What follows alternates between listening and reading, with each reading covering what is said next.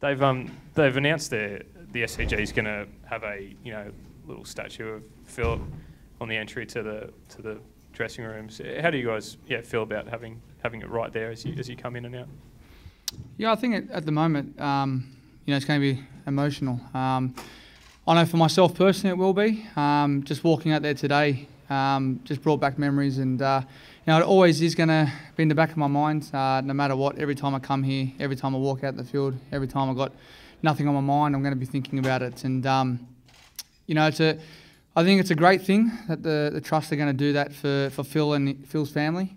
It's going to be hard for them to come down this week and watch.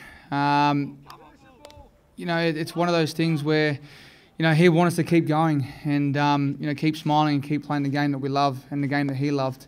But I think it's a great touch from them. And every time we walk on and off the field, we'll have a smile on our face and know that our little mate's with us. The first test, not much was going through my head actually. First couple of training sessions, I was nowhere, and I didn't really feel like I was moving my feet.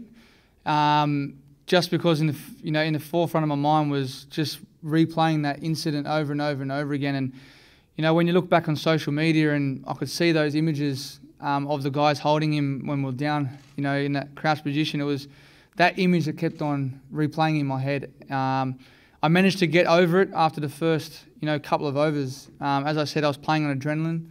I know sometimes that's the way I play, but it definitely wasn't anticipated to play. I didn't anticipate to play like that. It was just all instinct, and I think that actually calmed me down in a way. This test, I honestly can't tell you until I go out there and sing that national anthem and walk out there.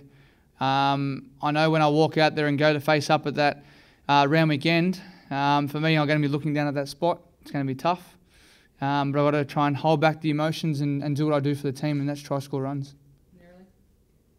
You said during the Adelaide test that one won't be the hardest one, that this one will be. Do you still feel that way, or do you feel like you've come a long enough way that it'll be all right?